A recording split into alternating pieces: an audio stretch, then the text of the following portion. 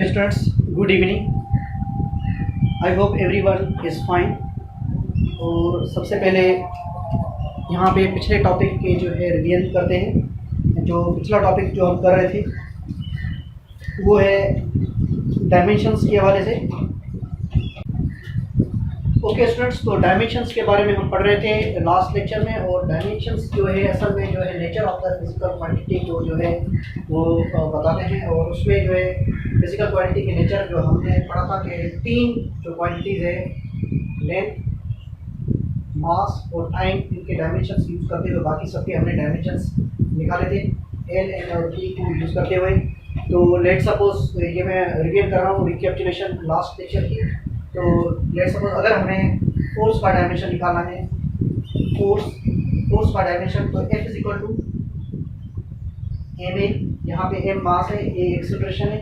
तो इसका अगर हम डायमेंशन निकालेंगे तो मास का डायमेंशन हमारे पास जो है वो कैपिटल है।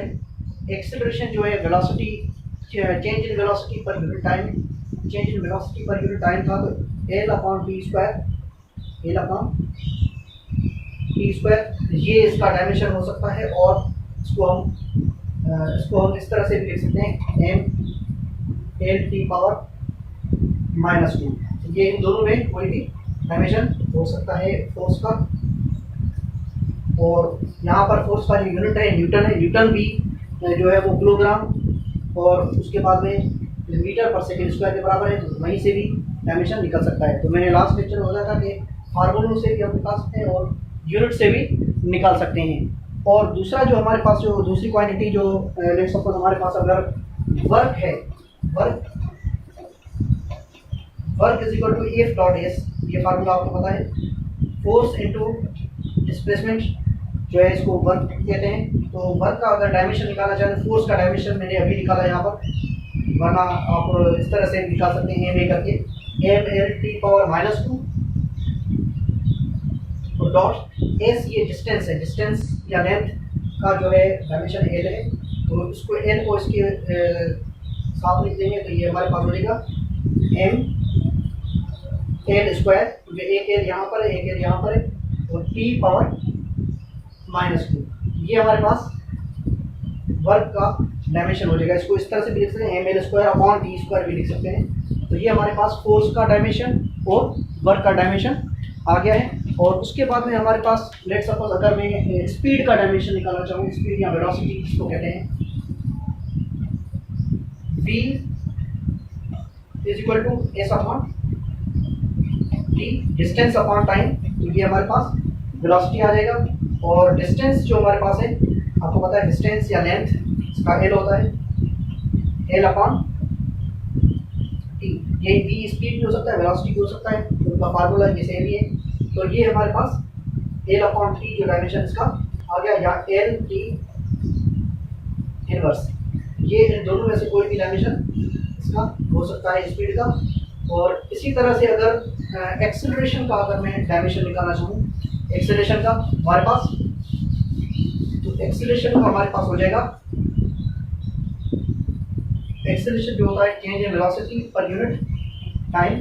चेंज इन वेलोसिटी का क्या अभी हमने निकाला, एल टी इनवर्स या एल अपॉन टी, जो भी लिख लें मर्जी है, एल टी इनवर्स या एल अपॉन टी लिख लें, एल अपॉन टी, इसको मैं इस तरह से लिख लेता हूँ, एल अपॉन टी, ये चेंज इन वेलोसिटी का है, और अपॉन टाइम इसका ये वाला है। ये डबल अपॉन है, डबल अपॉन को खत्म करने के लिए यहाँ पे टी अपॉन 1 करके इसको मैं रेसिप्रोकल कर दूंगा, ये हमारे पास हो जाएगा L upon T multiply by 1 upon T. यहाँ पे टी अपॉन 1 है, टी अपॉन में 1 कुछ नहीं, तो इसको रेसिप्रोकल करके लिखिए। मेन अपॉन हमारे पास ये वाली है, change in velocity per unit time, ये इसके इस टी के ऊपर वाली है, मेन अपॉन हमारे पास। तो ये हमारे पास हो जाएगा एल अपॉन टी स्क्वायर और एल टी पावर माइनस 2, ये हमारे पास इसका स्पीड का एक्सेलरेशन का डायमेंशन हो जाएगा। अच्छा, उसके बाद में हमारे पास जो है कुछ दूसरी क्वांटिटीज़ भी हम 3-4 कर लेते हैं इसमें। और जैसे अगर हमारे पास मोमेंटम का डायमेंशन अगर आ जाए, मोमेंटम जो है हमारे पास P is equal to M V, आपको पता है मोमेंटम को पी से नोट करते हैं। मोमेंटम जो है इसका डायमेंशन अगर निकालना चाहे तो मास जो है हमारे पास एम है, और वेलोसिटी जो हमारे पास L upon T, distance upon time, तो इसको एम एल अपॉन टी भी लिख सकते हैं और एम एल टी इनवर्स भी लिख सकते हैं। तो इस तरह की क्वांटिटीज जो आपको मतलब आसान नहीं हो, क्योंकि स्पीड है, एक्सेलरेशन, ये तो आसान है, आप मतलब बता भी सकते हैं इसकी डायमेंशंस, मगर वर्क हो गया, मोमेंटम हो गया, या इससे पहले मतलब लेट्स सपोज टॉर्क है, तो इनकी क्वांटिटीज जो है इनकी डायमेंशंस आप नहीं बता सकते डायरेक्टली। तो आप क्या करेंगे, इसका फाइंड आउट करेंगे, ठीक है। इसका जब तक आप डायमेंशंस फाइंड आउट नहीं करेंगे आपको पता नहीं चलेगा, ठीक है। लेट्स सपोज हमारे पास टॉर्क, जैसे मैंने अभी बोला टॉर्क है, तो उसके डायमेंशन हम देखते हैं टॉर्क का या आप कह रहे हैं प्रेशर का, ठीक है। तो इनके डायमेंशंस देखें, तो टॉर्क जो है हमारे पास टाउ इस तरह से लिखते हैं, एफ क्रॉस डी इस तरह से। तो ये फोर्स जो है हमने पहले निकाला भी था यहाँ पे न्यूटन, या F is equal to M A करके हमने जो निकाला था, एम ए का हमारे पास था 10⁻², ठीक है, 10⁻², और डी का, डी डिस्टेंस है, उसका एल आ जाएगा, तो ये भी हो जाएगा एम एल स्क्वायर और t⁻²। ये हमारे पास एल हमारे पास स्क्वायर हो जाएगा, दो एल हो जाएंगे। तो ये वर्क और पावर का सेम ही डायमेंशन आ गया। और उसके बाद में प्रेशर का अगर हम देखेंगे, प्रेशर जो है वो force per unit area, force per unit area. Force का डायमेंशन हमने एम ए करके निकाला था, M L t⁻² upon area जो है लेंथ टू ब्रेथ कर रहे हैं, या लेंथ टू लेंथ कर रहे हैं, दोनों लेंथ ही हैं, उसका मीटर स्क्वायर यूनिट होता है। तो हम यहाँ पे डायमेंशन में एल स्क्वायर लिख देंगे एरिया का। तो हमने पहले लास्ट लेक्चर में एरिया वॉल्यूम के डायमेंशंस पढ़े भी थे, एल स्क्वायर, ठीक है। तो ये एल स्क्वायर 2 पावर ऊपर जाएगा तो माइनस में हो जाएगा, तो ये हमारे पास हो जाएगा एम एल पावर 1 - 2, 1 इसका खुद का और -2 नीचे वाले का, t⁻²। तो ये हमारे पास आ जाएगा एम एल इनवर्स t⁻²। ये हमारे पास कुछ डायमेंशंस हमने अभी किए हैं और अभी हमने पढ़े हैं। और इसमें जो है लास्ट टाइम हमने कुछ दूसरे भी हमने किए थे, कि जैसे हमने लास्ट टाइम स्मॉल जी और कैपिटल जी के डायमेंशन निकाल रहे थे, तो वो यूनिट से, अगर आपको याद होगा तो वो भी मैं अभी बता देता हूँ आपको, क्योंकि ये चीज़ें ज़रूरी है थोड़ी, आगे जो है न्यूमेरिकल्स वगैरह में आपसे पूछी जा सकती है पेपर्स में। तो इसीलिए जो है मैं इन पर फोकस कर रहा हूँ, रिकैप्चुलेशन कर रहा हूँ। तो स्मॉल जी का डायमेंशन आपको पता है, स्मॉल जी क्या होता है, एक्सेलरेशन ड्यू टू ग्रेविटी। इसका यूनिट से ही मैंने डायमेंशन निकाला था, अगर आपको याद होगा, मीटर पर सेकंड स्क्वायर इसका यूनिट होता है। तो इसका मीटर से एल t⁻² हो जाएगा, और ये इसके डायमेंशन आ गया जी का। और कैपिटल जी का अगर हम निकालेंगे कैपिटल जी, तो ये मैंने फार्मूले से निकाला था, फार्मूला मैं यहाँ पे लिख देता हूँ, फार्मूला से भी और उसमें से भी निकाल सकते हैं।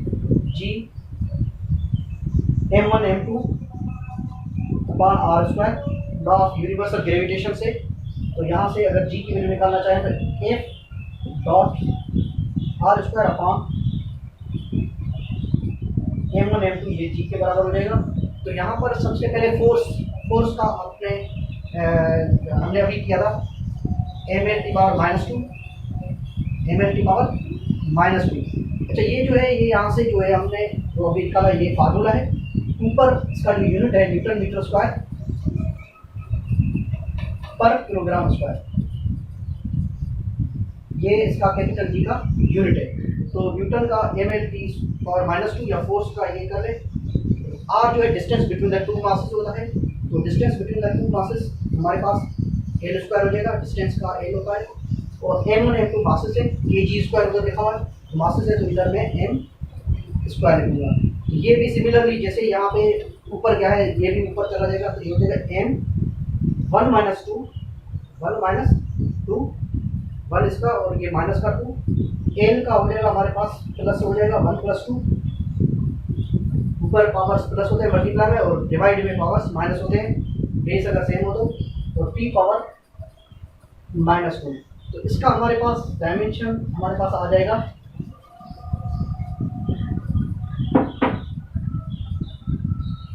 m पावर -1 l क्यूब और t पावर -2। तो ये हमारे पास कुछ डायमेंशंस आ गए हैं, स्मॉल जी के और कैपिटल जी के भी हमने डायमेंशन कर दिए। तो डायमेंशंस आपके पास पता होना ज़रूरी है। अच्छा, उसके बाद में एक क्वेश्चन बोर्ड में आता है, prove that the equation is dimensionally correct, और वहाँ पे कोई भी इक्वेशन लिखी हुई हो सकती है। तो प्रूव करना है कि आपको वो इक्वेशन जो है वो डायमेंशनली करेक्ट है। डायमेंशनली करेक्ट का मतलब है कि उस इक्वेशन में बराबर के लेफ्ट साइड पे और राइट साइड पे, दोनों साइड्स पे जो है वो आंसर्स जो हैं वो डायमेंशंस अगर आप उनके निकालें तो वो बराबर होने चाहिए। तो ये आपको चीज़ प्रूव करनी है आपके पास उस क्वेश्चन में, जो भी इक्वेशन वहाँ पे पेपर में दी हुई होगी। तो आइए हम कुछ इक्वेशंस करते हैं, उसमें जो है जिसमें जो है हम देखेंगे कि डायमेंशनली वो है वो करेक्ट है या नहीं है। तो यहाँ पर अभी देखेंगे, कुछ क्वेश्चंस करेंगे ताकि आपको बात समझ में आ जाएगी किस तरह का क्वेश्चन पेपर में आता है। तो सबसे पहले मैं इनको इरेज करूँगा। तो लेट्स सपोज हमारे पास पहली इक्वेशन जो है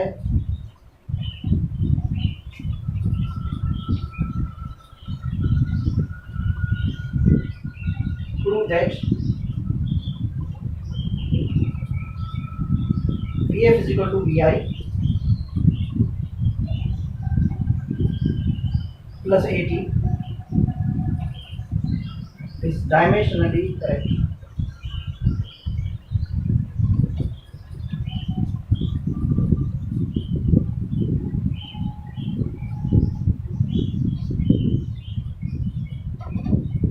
प्रूव करना है कि आपको ये इक्वेशन जो है, ये वाली इक्वेशन जो मैंने, ये आपको इक्वेशन प्रूव करनी है कि डायमेंशनली करेक्ट है। तो सबसे पहले यहाँ पे हम प्रूफ लिखेंगे, यहाँ पे लिखेंगे प्रूफ, और VF का डायमेंशन, VF फाइनल वेलोसिटी होती है, VI इनिशियल वेलोसिटी होती है, A जो है एक्सेलरेशन और T टाइम। तो वेलोसिटी का डायमेंशन आपको पता था, वेलोसिटी का डायमेंशन जो है वो सेंस यहाँ पे आप अगर निकाल भी सकते हैं, अगर आपके पास नहीं पता हो तो sense V is equal to S/T। तो S का जो है डिस्टेंस का लेंथ अपॉन टाइम, इसको आप कह सकते हैं LD इनवर्स, ठीक है, इसको LD इनवर्स आप कह सकते हैं, या यहाँ पे मैं लिखता हूँ और, मतलब ये भी लिख सकते हैं, ये भी लिख सकते हैं। तो अब VF और VI की जगह पे दोनों वेलोसिटीज है, इनिशियल हो फाइनल हो, तो यहाँ पे आप लिख सकते हैं। तो यहाँ पे अब इक्वेशन के हिसाब से हम देखेंगे, VF की जगह पे हम लिखेंगे L/T is equal to VI की जगह पे भी L/T प्लस A की जगह पे एक्सेलरेशन का डायमेंशन। एक्सेलरेशन का डायमेंशन हमने निकाला था, इसके आगे ही निकाल देता हूँ, A is equal to delta V/T, delta V/T। तो delta V change in velocity जो है LT इनवर्स अपॉन T, ये हो जाएगा हमारे पास LT पावर -2, या आपको इसको इस तरह से भी लिख सकते हो L/T मल्टीप्लाई 1/T करेंगे L/T स्क्वायर, ठीक है। मैं इधर डायरेक्टली लिख देता हूँ, एक्सेलरेशन का L/T स्क्वायर हमने वहीं यहीं से निकाला था, और तो यहाँ पे हम लिखेंगे L/T स्क्वायर और मल्टीप्लाई बाय यहाँ पे T कर देंगे, टाइम का डायमेंशन, ठीक है। अब यहाँ पे T स्क्वायर में से एक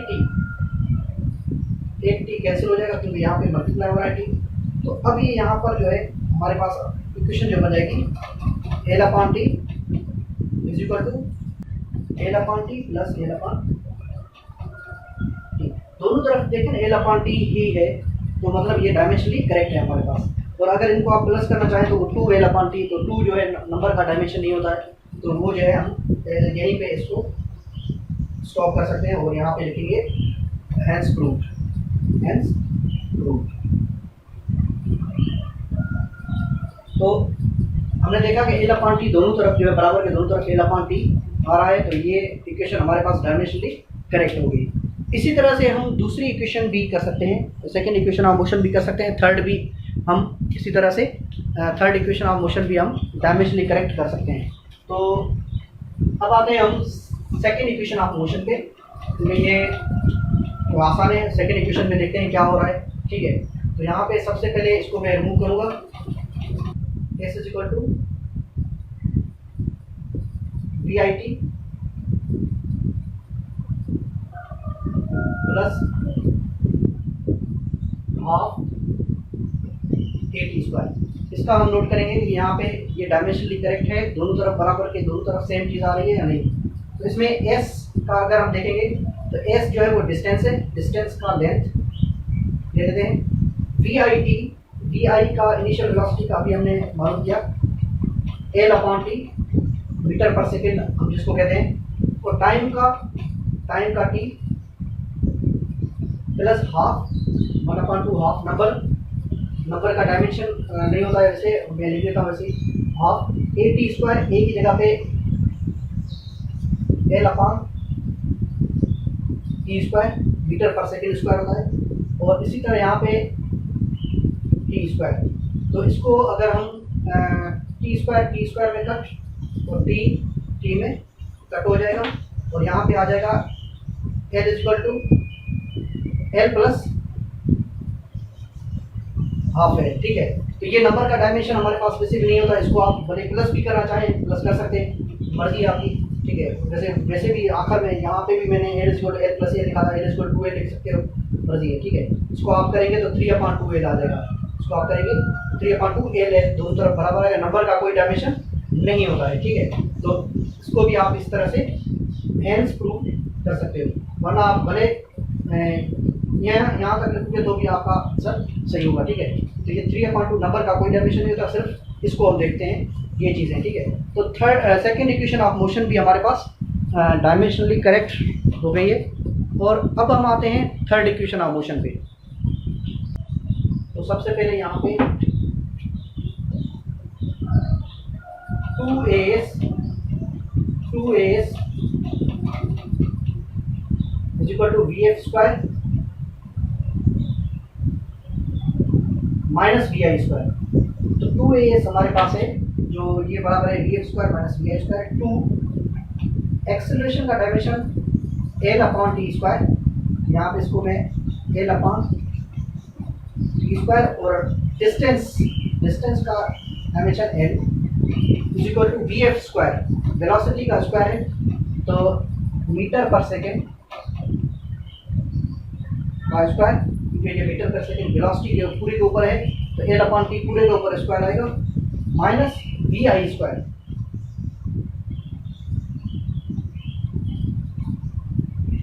to A S equal to V F square minus V I square. तो इसको अगर आप करेंगे तो यहाँ पे हमारे पास ये जो हो जाएगा 2l इंटू एल, ऊपर यहाँ पे कैंसिलेशन मत कीजिएगा क्योंकि ये टी है और ये एल है, ये हो जाएगा L square upon T square is equal to L square upon T square minus L square upon T square. ठीक है, तो यहाँ पे आप जो है ये देखें L square upon T square सारी जगह पे आ रहा है, तो ये भी डायमेंशनली करेक्ट ही है। इसको अगर आप माइनस वाले को उस तरफ लेके आए तो प्लस हो जाएगा। ठीक है, तो यहाँ पे फिर 0 बन जाएगा, तो इसीलिए आप इस तरफ भी ला सकते हैं, मर्जी है आपकी, वरना इधर ही आप छोड़ दें तो भी आपका सिस्टम सही हो जाएगा। ठीक है, 2l square upon T square plus L square upon T square, ये 2 टाइम्स है, ये 1 टाइम है, is equal to L square upon T square. तो ये हो जाएगा हमारे पास 3 टाइम्स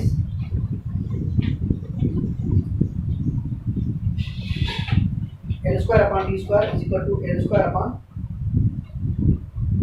टी स्क्वायर। ये हमारे पास हैंस प्रूव्ड।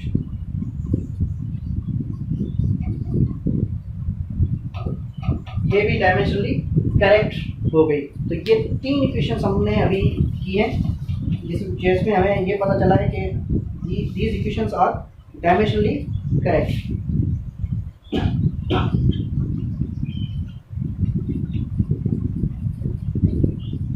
अब हम आते हैं 1-2 इक्वेशंस और कर लेते हैं हम। तो इसमें जो है हम लेट्स सपोज हमारे पास चौथी इक्वेशन मैं देखता हूँ यहाँ पे, तो इसको मैं पहले इरेज करूँगा। Prove that F C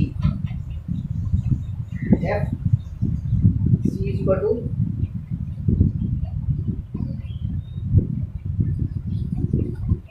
M V square upon R is dimensionally correct. तो प्रूव करना है कि एफ सी जो है equal to M V square upon R. F C आपने पढ़ा होगा सेंट्रीपिटल फोर्स, सेंट्रीपिटल फोर्स, तो M V square upon R ये डायमेंशनली करेक्ट है। अगर आपसे ये भी क्वेश्चन पूछा जाए कि भाई इसका सेंट्रीपिटल फोर्स का डायमेंशन बता, तो फिर आप इस फार्मूले से निकाल सकते हो, फार्मूला भी आप याद कर सकते हैं।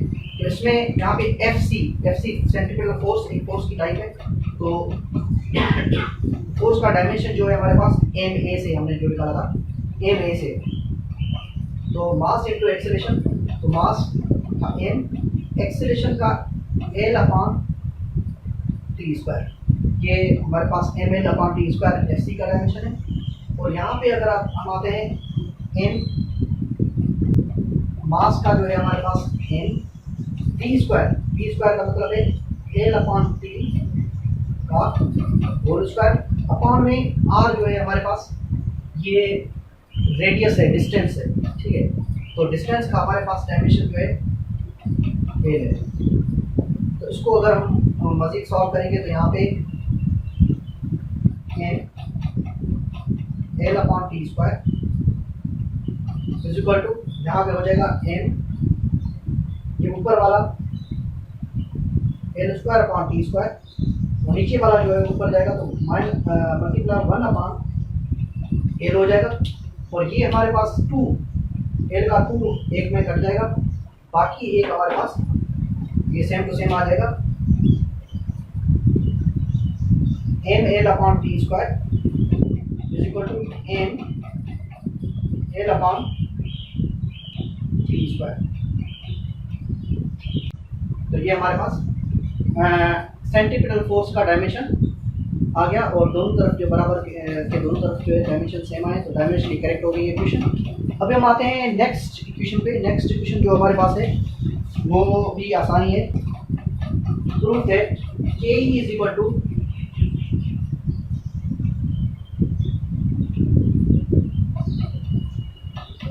Half M V square 1/2 M V square, इसको डायमेंशनली करेक्ट। अगर आपको ये कहा जाए तो इसकी ये प्रूव करें, या दूसरा जो कहा जाए कि इसकी जो डायमेंशन निकालें, तो भी आप निकाल सकते हैं। तो काइनेटिक एनर्जी असल में बेसिकली एनर्जी के टाइप से पोटेंशियल एनर्जी और काइनेटिक एनर्जी। एनर्जी का जो डायमेंशन है वो सेम ही रहेगा, एनर्जी का जो यूनिट है वही काइनेटिक एनर्जी का यूनिट है, जूल एनर्जी का यूनिट है, और 3 चीज़ों के यूनिट सेम है, ये आपको पता होना चाहिए। एनर्जी, हीट और वर्क, 3 चीज़ों के यूनिट सेम है। यूनिट कौन से हैं? यूनिट है जूल। ये जो एनर्जी का यूनिट भी जूल है, हीट का यूनिट भी जूल है, और वर्क का यूनिट भी जूल है। तो जो डायमेंशन इसके एनर्जी का, वर्क का और हीट का जो भी था वो काइनेटिक एनर्जी का वही रहेगा। तो वर्क का डायमेंशन हमने पीछे अभी निकाला है, वर्क का डायमेंशन एफ डॉट एस करके, F dot force into displacement. तो वही चीज़ यहाँ पे यूज करके काइनेटिक एनर्जी का निकाल सकते हैं हम डायमेंशन। फोर्स का था एम ए इनटू डिस्प्लेसमेंट था एल, एफ डॉट एस। ये एनर्जी और वर्क का डायमेंशन सेम ही है, यूनिट सेम ही है, एक फार्मूले तकरीबन जो है सेम ही यूज हो गए। हमारे पास डायमेंशन आ जाएगा एफ डॉट एस करके, काइनेटिक एनर्जी आ जाएगा, और इज इक्वल टू 1/2 एम का इस्तेमाल, ये मास है, मास का एम, टी स्क्वायर का हमारे पास L upon T whole square, ठीक है। तो अब हम आते हैं इधर, यहाँ पे ये हमारे पास हो जाएगा M L square upon T square is equal to half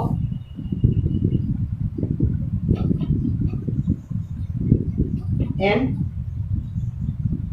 L square upon T square. ये एल और टी के दोनों के ऊपर स्क्वायर है, तो दोनों तरफ देखें सेम चीज़ है, नंबर का कोई डायमेंशन नहीं होता।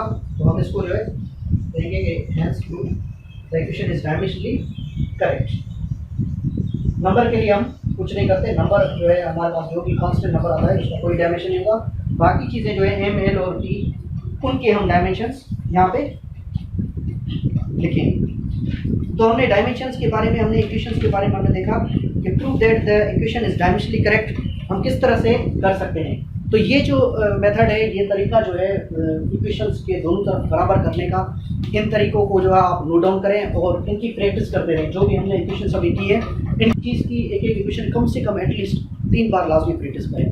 जब तक आप प्रैक्टिस नहीं करेंगे आपको ये समझ में नहीं आएंगे और बोर्ड के क्वेश्चंस में आप कहीं पे भी फंस सकते हैं। तो इसलिए उम्मीद है कि ये आपको टॉपिक समझ में आ गया होगा।